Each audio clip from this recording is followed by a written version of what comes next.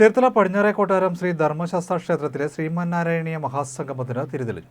പടിഞ്ഞാറെ കൊട്ടാരം ശ്രീ ധർമ്മശാസ്ത്ര ക്ഷേത്രത്തിൽ ചേർത്തല താലൂക്കിലെ വിവിധ നാരായണീയ പാരായണ സമിതികളുടെ ആഭിമുഖ്യത്തിൽ ശ്രീമന്നാരായണ മഹാസംഗമം തുടങ്ങി. ADGP ശ്രീജിത്ത് IPS പതിരദീപ പ്രകാശനം നിർവഹിച്ചു. പടിഞ്ഞാറെ കൊട്ടാരം ഭജന സമാജത്തിന്റെ ആഭിമുഖ്യത്തിൽ നടത്തുന്ന ശ്രീമദ് ഭാഗവത സപ്താഹയജ്ഞത്തിന് മുന്നോടിയായാണ് നാരായണീയ സംഗമം സംഘടിപ്പിച്ചത്. ആവർത്തിച്ച് മനനം ചെയ്യാൻ കഴിവുള്ളവനെയാണ് നമ്മൾ മനുഷ്യൻ എന്ന് പറയുന്നത്. ഈ മനനം ചെയ്യുന്നത് എന്തിനാണെന്നാണ് അടുത്ത ചോദ്യം. എന്തോ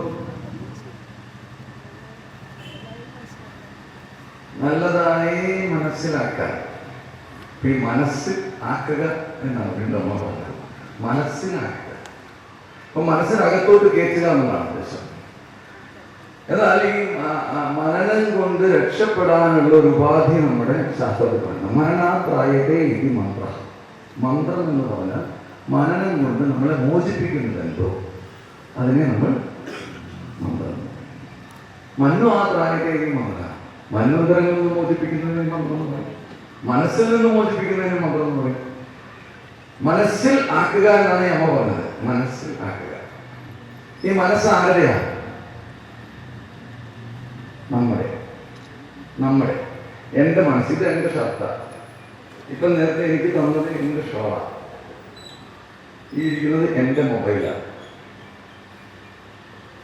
അപ്പൊ എൻ്റെ മനസ്സ്, എൻ്റെ ബുദ്ധി, എൻ്റെ അഹങ്കാരം, എൻ്റെ മനനം, എൻ്റെ ഷർട്ട്, എൻ്റെ പാൻറ്, എൻ്റെ മൊബൈൽ, അപ്പൊ ഞാനാണ്. ഇതാണ് മനുഷ്യന് കണ്ടുപിടിക്കാനായിട്ടുള്ള ഉദ്യമം. ഇതാണ് മനുഷ്യനാവുന്നത്. ഇത് കണ്ടുപിടിക്കാൻ വേണ്ടി ഞാൻ ആര് എന്ന് അന്വേഷിക്കാൻ തുടങ്ങുമ്പോഴേ നമ്മൾ മനുഷ്യരാകുന്നുള്ളതാണ്. അല്ലെങ്കിൽ നമുക്ക് മൃഗതുല്യമായിട്ട് ജീവിക്കാം, മൃഗങ്ങളെ പോലെ ജീവിക്കാം. അപ്പൊ മൃഗങ്ങളൊക്കെ ഹീനമാണോ എന്ന് ചോദിച്ചാൽ അങ്ങനെയല്ല. കാരണം എന്താണെന്ന് വെച്ചാൽ ഹരിനാമകത്തിൽ പറയുന്നത് ഹരിചത്വ നരനായി കുറയ്ക്കുന്നു, ക്രമ കൂടാതെ പീഡിപ്പിച്ചിടുന്ന നൃവൻ പിന്നെ കൃമിയായി പിറക്കുന്നു, ഈച്ചകത്തിൽ പൂച്ചയായിരുന്നു ഈശ്വരന്റെ വിലാസങ്ങളെയാണ്. അപ്പം നമ്മൾ വിചാരിക്കും നമ്മളൊക്കെ മനുഷ്യരും പട്ടികളൊക്കെ വേണം. പണ്ട് ചട്ടമ്പി സ്വാമിയുടെ ഒരു രസകരമായ കഥയുണ്ട്. കേട്ട് കാണാൻ അറിയിക്കും. ഞാനത് പറഞ്ഞത് പറയാം.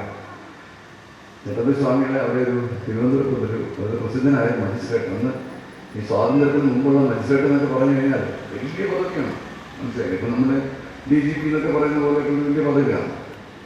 അപ്പൊ അദ്ദേഹം വളരെ കാർക്കശക്കാരനും വളരെ ധാർഷ്ട്യക്കാരനും സാമാന്യ നല്ലൊരു അഹങ്കാരിയുമായിരുന്നു.